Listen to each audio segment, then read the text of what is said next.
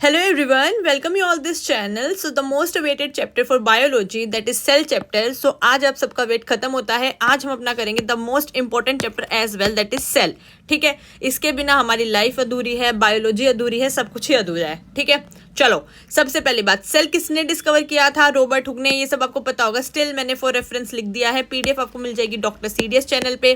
Start करने से पहले एक बात और बता दूं, जिन जिन लोगों ने स्ट्रेटेजी की वीडियो नहीं देखी, how to qualify CDS exam within the last 3 months, ठीक है, मेजरली आपका दिसंबर, जनवरी एंड फेब्रवरी, क्योंकि मार्च में आप लोग रिवीजन करोगे. सो वो वीडियो अभी चैनल पे अपलोडेड है, आप जाके चेकआउट करो. इंग्लिश की 125 रूल्स की कंप्लीटेड सीरीज जो है कंप्लीट हो चुकी है, जिसमें आपके ओटी में इंग्लिश में 80+ मार्क्स आएंगे. सो वो भी जाके एक बार देख लो और चैनल को सब्सक्राइब कर लो, ताकि आपको इस तरीके से प्यारे प्यारे नोट्स के साथ इंपॉर्टेंट चैप्टर सारे मिल जाए. और 1-to-1 किसी को सेशन लेना है, किसी भी प्रकार का कोई भी डाउट है, तो वो मुझे मैसेज कर दे @shruti 399 पे, जिसमें मैं अभी स्टूडेंट्स को, बहुत सारे बच्चों को गाइड कर रही हूँ. आप लोगों का कंपटीशन बहुत हाई होता जा रहा है. ये नोट्स साथ में शेयर करती हूँ. ये तो फ्री में भी मिल जाता है आपको डॉक्टर सीरियस चैनल पे, बट साथ में मैं अपने पर्सनल नोट्स भी शेयर करती हूँ, जिन जिनको जिस टॉपिक की नीड होती है. तो @shruti 399 पे आप मैसेज करके टेलीग्राम पे पूछ सकते हो. चलो, cell chapter. Cell is the fundamental and structural unit of life discovered by Robert Hooke in 1665. और अगर मैं बोलूँ, आगे हम पढ़ेंगे न्यूक्लियस किसने डिस्कवर किया था. वो डिस्कवर किया था आपका रॉबर्ट ब्राउन ने. किसने किया था? रॉबर्ट ब्राउन ने. ये आगे मैं दोबारा बताऊंगी, बट स्टिल मैंने अभी बता दिया एक बारी. ओके, देन हमने किससे डिस्कवर किया था? रॉबर्ट हुक ने. ये डेड सेल से स्लाइस ऑफ कोक जो होती है ना, आपकी पेड़ की जो छाल होती है, बार्क होती है, वहां से डिस्कवर किया गया था. स्टडी ऑफ सेल को हम बोलते हैं साइटोलॉजी. ठीक है, मैंने सब मेंशन नहीं किया, बट मैं बता रही हूँ. सो एडिशनल चीजें जो मैं बताती हूँ साथ में पीवाईक्यू के साथ इंपॉर्टेंट रिलेट करके, वो आप लिख लीजिए साथ साथ. बाकी पीडीएफ मिल जाएगी आपको. फर्स्ट लिविंग सेल जो आपका डिस्कवर किया था, वो किया था बाय एंटनी लेवेनहुक ने. ठीक है, 1674 के अराउंड किया था ये आपका. ठीक है, सो ये फर्स्ट आपका लिविंग सेल था. This is your first living cell. ठीक है, फिर हम आते हैं अपनी सेल थ्योरी के ऊपर. सेल थ्योरी आपकी दी थी मार्टिस स्कीडन ने एंड थ्योरस क्वान ने. तो स्कीडन एंड क्वान थ्योरी बोलते हैं हम इसको. ठीक है, ओके. अब इसके बाद जो सेल होता क्या है, हमने पढ़ लिया सेल किसने डिस्कवर किया है, क्या है क्या है. लेकिन भाई जिस बच्चे का बायोलॉजी का बैकग्राउंड नहीं है, उसको तो यही नहीं पता मैम सेल होता क्या है. ठीक है, सो सेल आपकी वो चीज है जिससे आपका पूरा बॉडी स्ट्रक्चर बना है लिविंग्स का. ठीक है, चाहे वो आपके प्लांट है, चाहे वो आपके एनिमल्स है, कोई भी लिविंग वस्तु है, चीज है, वो जो बॉडी स्ट्रक्चर बना है वो सेल से बना है. फिर आप कहोगे मैम आपने केमिस्ट्री में तो बताया था एटम एंड मॉलिक्यूल से बने हम. यस, अगर आप केमिस्ट्री के पॉइंट ऑफ व्यू से देखोगे कि सबसे छोटा एक कोई भी कंपाउंड हर जगह पे, मतलब अगर एक टेबल है, कोई भी आप पेन है, चेयर है, कुछ भी है, हर चीज में एक एटम है. और क्योंकि वो एटम स्टेबल, इसलिए वो चीज मूव नहीं कर रही है. I am talking about the non living things. ठीक है, लेकिन जब आप बात करते हो लिविंग की, बायोलॉजी का मतलब ये है, बायो मीन्स लाइफ, लिविंग. सो लिविंग की कोई भी चीज किससे बनी है? सेल से बनी है. सबसे छोटी इकाई जिसको कहोगे आप, सबसे छोटे फंडामेंटल एंड स्ट्रक्चरल यूनिट, सो उसको सेल बोला गया है. ठीक है, सो अनियन अच्छा, इसको सबसे आसान तरीका बताती हूँ आपको देखने का. अगर आपको देखना हो तो आप, प्याज होता है घर में, प्याज लेना, उसके ऊपर की सबसे ऊपर वाली परत को हटा लेना. ठीक है, उस परत को जब आप देखोगे माइक्रोस्कोप के अंदर, ऑब्वियसली घर में माइक्रोस्कोप नहीं है, लेकिन आप परत को जो व्हाइट कलर की होती है बिल्कुल आउटर, उसको ना लाइट के रेफरेंस में करके देखना. मतलब पीछे ट्यूबलाइट है, आगे वो परत है, तो आपको पॉसिबिलिटी है थोड़ी थोड़ी ऐसे लाइंस दिख जाएंगी. सो वो जो लाइन दिख रही है ना, वो आपको सेल की लाइंस दिख रही है. उसके अंदर इस तरीके से छोटे छोटे, बहुत छोटे छोटे सेल्स है. ठीक है, जब हम माइक्रोस्कोप में देखते हैं तो ऐसे क्लियर पिक्चर दिखती है, और सेंटर में एक डॉट दिखती है जिसको बोला जाता है न्यूक्लियस. तो ये हर एक जो कंपार्टमेंट है अपने आप में सेल है, और ये सेंटर में जो है हर एक में क्या है? न्यूक्लियस है. सो इसलिए हर चीज आपकी, प्लांट, एनिमल, कोई भी लिविंग चीज है, वो बनी आपकी सेल से. ठीक है, सेल थ्योरी मैं बता चुकी हूँ. ओके, अब हम आते हैं कि मतलब मैं बता चुकी, all living organisms are made up of cell. Cell is the structure fundamental unit है. ठीक है, अब साइज और एंड शेप की बात करते हैं. इरेगुलर है, अलग अलग शेप के हैं. सिलेंड्रिकल है, ओवल है, ट्री लाइक है, बाइकॉनकेव है. सो इरेगुलर में WBC का एग्जांपल आएगा. सिलेंड्रिकल में मसल सेल्स आ जाएंगे. ओवल में आपके ऑस्ट्रिच का सेल्स होगा. ठीक है, वो ओवल शेप के होते हैं. लार्जेस्ट सेल होता है आपका ऑस्ट्रिच का. ठीक है, सो अगर क्वेश्चन आता है किसका सेल लार्जेस्ट होता है, सो ऑस्ट्रिच का जो होता है आपका लार्जेस्ट होता है. ट्री लाइक आपका नर्व, मतलब जो नर्व सेल है हमारे, वो ट्री लाइक शेप के होते हैं. और बाइकॉनकेव जो है RBC, रेड ब्लड सेल्स होते हैं. अगर मैं बोलूँ स्मॉलेस्ट सेल, आप सब लोग मुझे कमेंट सेक्शन में बताओ स्मॉलेस्ट सेल हमारा कौन सा है. देखते हैं किस किसको पता है स्मॉलेस्ट सेल कौन सा है, उसका नाम अभी आप कमेंट सेक्शन में बताना. ठीक है, ओके इसके बाद हम बात करते हैं आपकी सेल्स की नंबर वाइज स्ट्रक्चर वाइज बात करेंगे कि किस किस टाइप से कैसे कैसे हम animal cell, plant cell, prokaryote, eukaryote, ये सब, ठीक है। ओके तो सबसे पहला आपका नोट है, देखो ये पढ़ लो एक बार। Mesosome also help in DNA replication. Motile bacterial cells have thin filamentous extensions that extend from their cell wall called flagella. देखो मीजोजोम क्या होता है, मीजोजोम जो होती है आपके डीएनए रेप्लिकेशन में हेल्प करती है। सो जब मैं आपको डीएनए का स्ट्रक्चर पढ़ाऊंगी वहां पे मैं आपको मीजोजोम के बारे में बताऊंगी। बेसिकली ये फोल्डिंग्स होते हैं प्लाज्मा मेम्ब्रेन की, ठीक है। अगर ये आपकी प्लाज्मा मेम्ब्रेन है, देखो इस स्ट्रक्चर में, इस डायग्राम में होगा भी, आई थिंक मेंशन इसमें दिखा नहीं रखा मीजोजोम, लेकिन जो भी आपकी फोल्डिंग होगी अंदर की तरफ, ठीक है, प्लाज्मा मेम्ब्रेन की आउटर सेल वॉल होती है, अंदर की तरफ मीजोजोम होते हैं। सो उसको मतलब प्लाज्मा मेम्ब्रेन होती है, उसको हम बोलते हैं मीजोजोम, ठीक है। सो वो हेल्प करते हैं आपके डीएनए को, ये हमारा डबल स्ट्रैंडेड डीएनए होता है, इसको रेप्लिकेट करने में, मतलब डबल कॉपी बनाने में।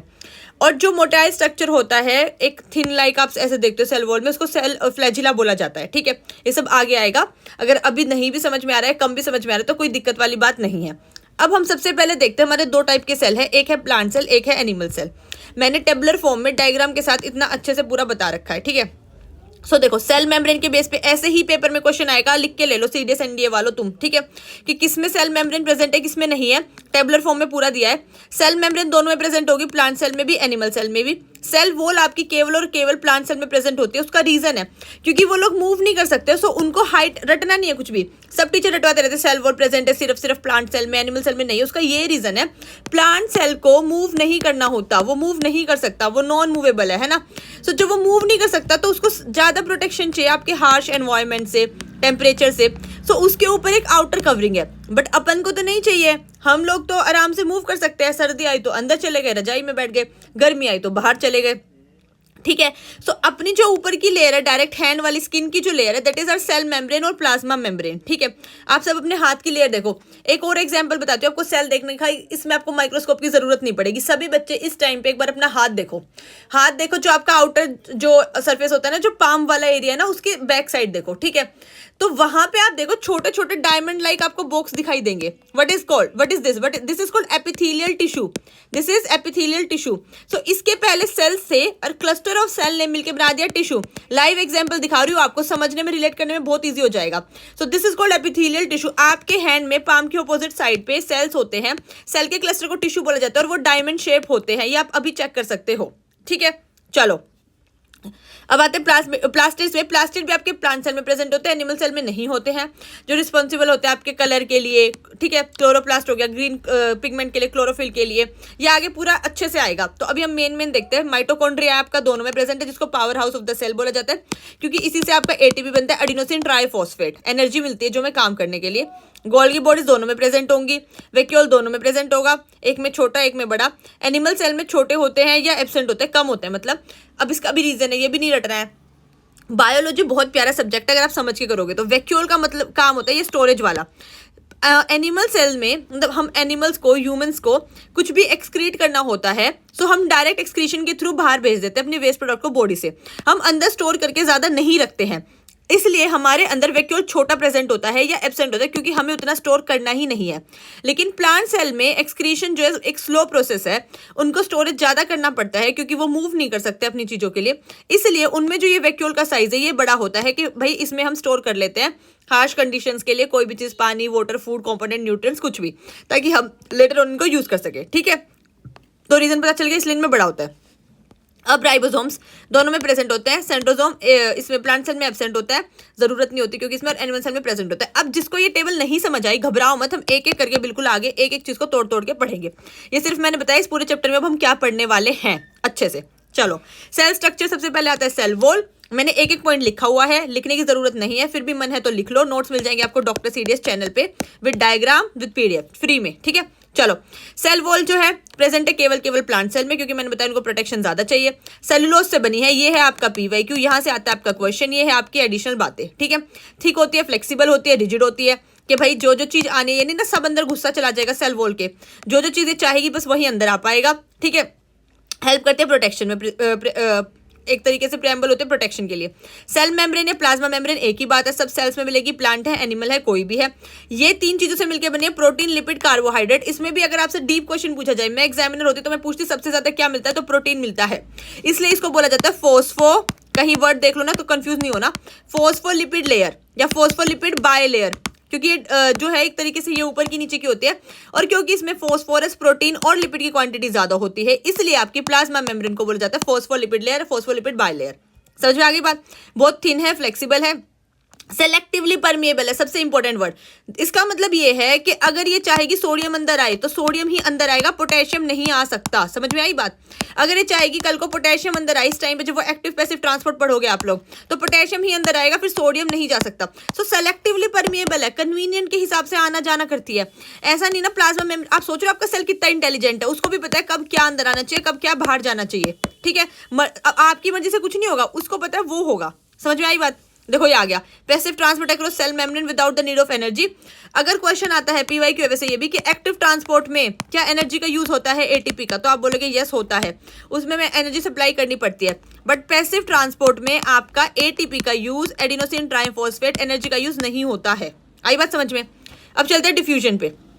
डिफ्यूजन आपकी मूवमेंट ऑफ मॉलिक्यूल, ठीक है, सोल्यूट की फ्रॉम द देखो मैं ये वाला डेफिनेशन आप पढ़ लेना, लेकिन आप इससे ना कंफ्यूज हो जाओगे, तो मैं आपको आसान भाषा में बताती हूँ डिफ्यूजन होता क्या है।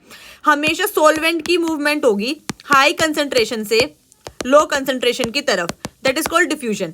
अब इसको वो तोड़ मरोड़ के 100 तरीके से लिख सकता है कि वो बोलते हैं सोल्यूट जो है वो आपका जा रहा है लो कंसंट्रेशन से हाई, मतलब उल्टा सोल्यूट होगा तो क्योंकि वो लो से हाई जाएगा, सोलवेंट आपका हाई से लो जाएगा ना, तो उसने वही लिखा है movement of molecule of material और solute from an area of its higher concentration to an area of lower concentration. ठीक है, जो हमेशा आपका जो मूवमेंट होता है ना वो सोलवेंट का होगा। ये इसने सोल्यूट यहाँ पे गलत लिखा है, मटेरियल लिख दिया, सोलवेंट लिखना चाहिए था, यहाँ पे वाटर आएगा यहाँ पे बेसिकली। अगर मैं वाटर का एग्जांपल दूं, मान लो ये पानी है, ठीक है, इस बीकर में, और एक इस बीकर में भी पानी है, ठीक है, इसमें क्या नमक के पार्टिकल ज्यादा है और मैं इनको यहाँ पे एक पाइप से कनेक्ट कर दूं, ठीक है। सो सॉल्वेंट पानी कहाँ ज्यादा है, यहाँ पे ज्यादा है ना, तो हमेशा इसमें नमक नहीं है क्योंकि इसमें खाली वाटर है, ठीक है।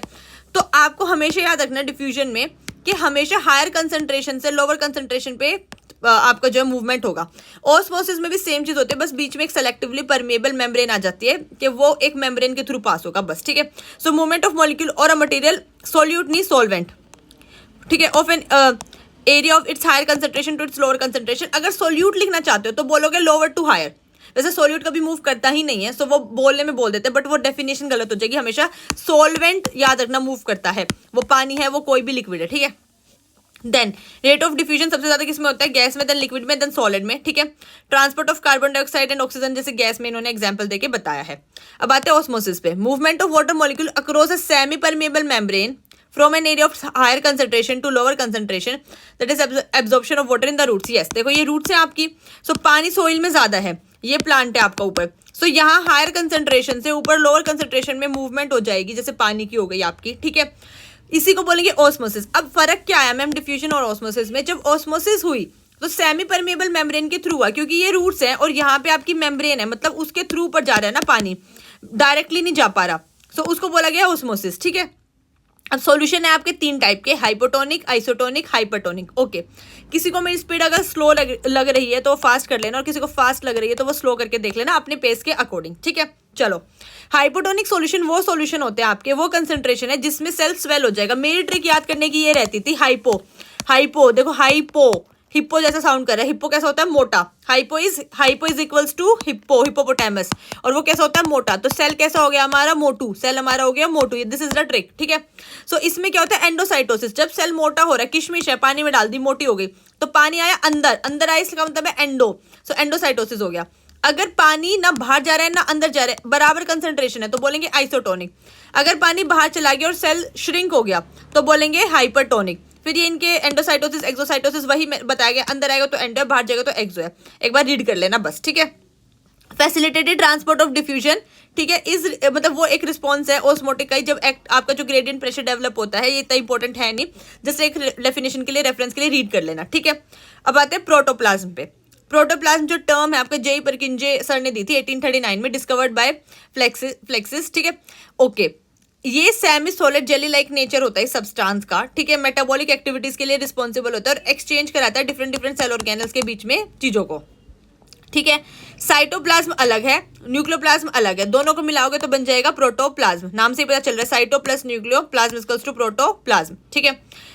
अब सेल ऑर्गेनल्स पढ़ना स्टार्ट करते हैं। सबसे इंपॉर्टेंट इसमें है न्यूक्लियस, एक एक करके पढ़ेंगे। Nucleus, chromosomes, endoplasmic reticulum, Golgi apparatus, lysosomes, mitochondria, plastids, ठीक है। ये सारा, थोड़ी सी वीडियो लंबी रहेगी तो प्लीज आप लोग ध्यान से सुनना। चलो, nucleus discovered by Robert brown, जो मैं ऑलरेडी ऊपर बता चुकी हूँ 1831 में। ये सेल है, सेंटर में आपका होता है न्यूक्लियस, ठीक है। मोस्टली सेंटर में ही रहता है। लार्जेस्ट सेल ऑर्गेनल है except vacuole in plant cell. यही से आपका क्वेश्चन बनता है। आप बोलते हो ना मैम क्वेश्चन नहीं पता चल रहा, यही से क्वेश्चन बनेगा। दैट न्यूक्लियस इज योर, ठीक है, nucleus is your largest cell organelle except आपका वैक्यूल्स इन प्लांट सेल, ठीक है।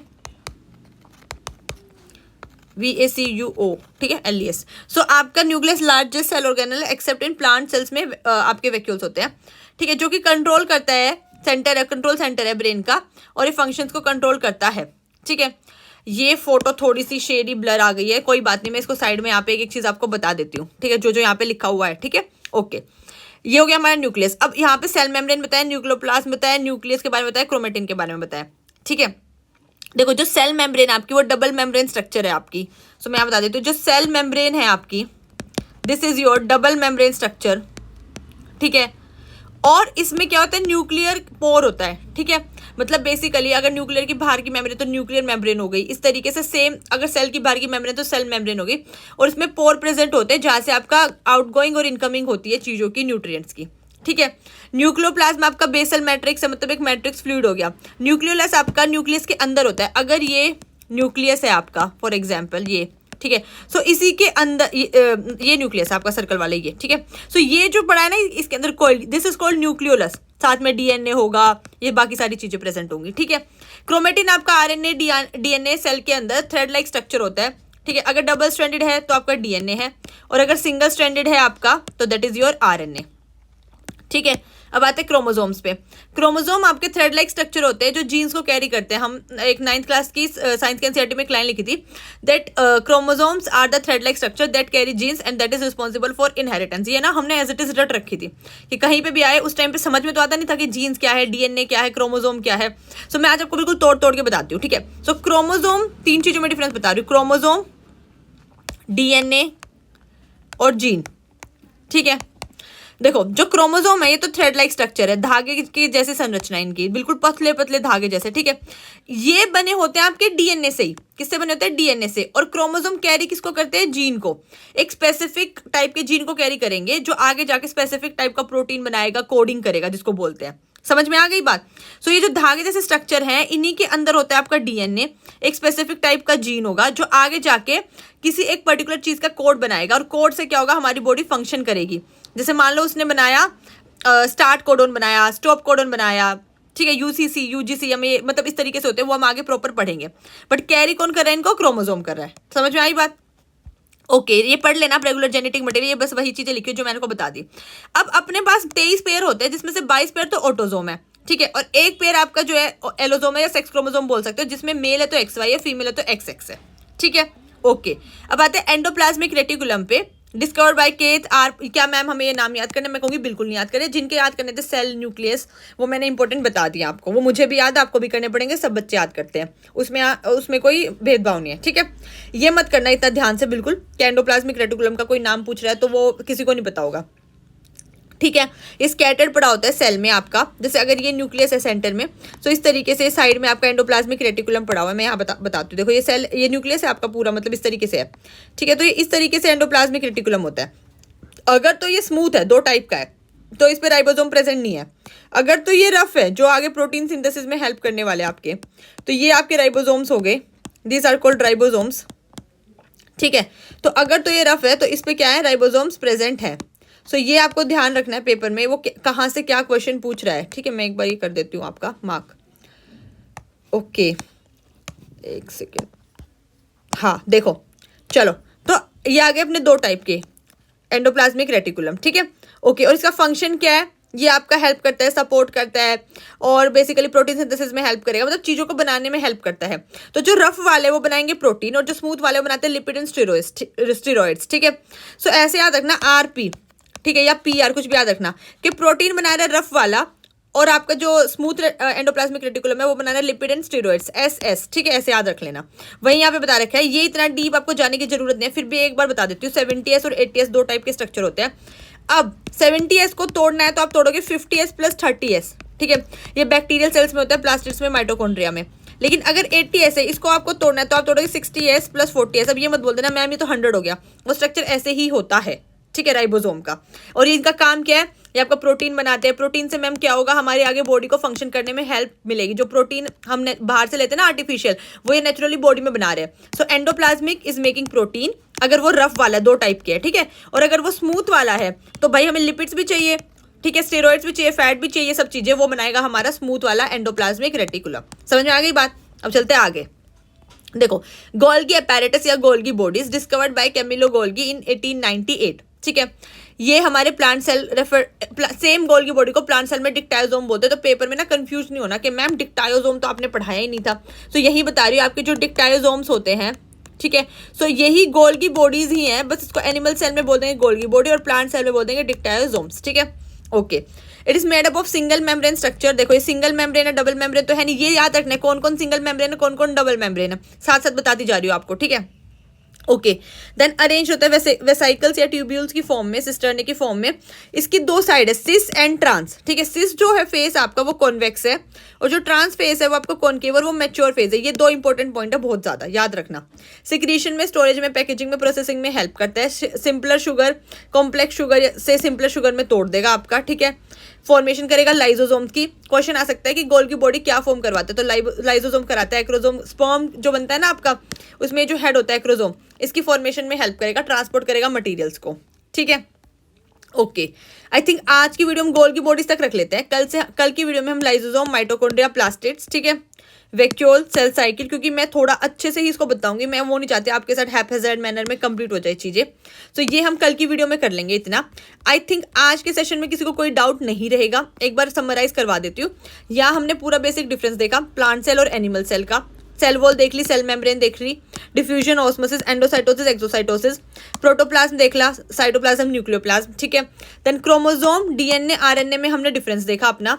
एंडोप्लाज्मिक रेटिकुलम देख लिया, smooth endoplasmic reticulum, rough endoplasmic reticulum, कौन किसको बनाता है, और गोल्गी अपैरेटस देखा, उसका क्या फंक्शन है। यहाँ तक आज करेंगे। कल लाइसोसोम, माइटोकॉन्ड्रिया, प्लास्टिड्स, ठीक है, vacuole, cell division, complete cell cycle देखेंगे। साथ में एक चीज और, प्रोकैरियोट, यूकैरियोट, दो टाइप के सेल होते हैं, प्रोकैरियोट एंड यूकैरियोट। यूकैरियोट आपके होते हैं ट्रू न्यूक्लियस वाले सेल, जिसमें ट्रू न्यूक्लियस प्रेजेंट है स्टार्टिंग से। प्रोकैरियोट होते हैं जिसमें प्रिमिटिव न्यूक्लियस था आपका, मतलब जिनका न्यूक्लियस इतना ज्यादा डेवलप नहीं हुआ था, ठीक है। बस मुझे यही मेन चीज आपको बतानी थी। So these are called prokaryote. Karyon मतलब न्यूक्लियस, प्रो मतलब प्रिमिटिव, ठीक है। यूकैरियन, कैरियन मतलब आपका सेम वही हो जाएगा न्यूक्लियस। सो इनमें आपका शुरू से न्यूक्लियस डेवलप था। सो ये न्यूक्लियस के बेस पे डिवीजन है और वो plant cell, animal cell, cell के बेस पे डिवीजन है आपकी ये वाली, ठीक है, ओके। इसके अलावा किसी को भी 1-to-1 सेशन लेना है मुझसे, बात करनी है, कोई भी डाउट है, मैम सीरीज की स्ट्रेटेजी नहीं बन पा रही, हम फाइनल ईयर में है, हमें कोई भी डाउट हो रहा है, नोट्स चाहिए, मतलब any kind of help you need, so @Shruti 399 पे मुझे टेक्स्ट कर दो, ठीक है। मैं पक्का आपका रिप्लाई करूंगी। बहुत सारे बच्चे ऑलरेडी कर चुके हैं, उनके सेशंस में ले रही हूँ। सो आप लोग भी पीछे मत रहो। इट्स ओनली 199, सिर्फ 200 रुपये में, 200 रुपये भी नहीं है, उसमें मैं आपको कंप्लीट स्ट्रैटेजी, गाइडेंस, सब कुछ गाइड करूंगी, ठीक है। ये नोट्स आपको मिल जाएंगे डॉक्टर सीडीएस चैनल पे फ्री ऑफ कॉस्ट में। चलो लाइक, शेयर एंड सब्सक्राइब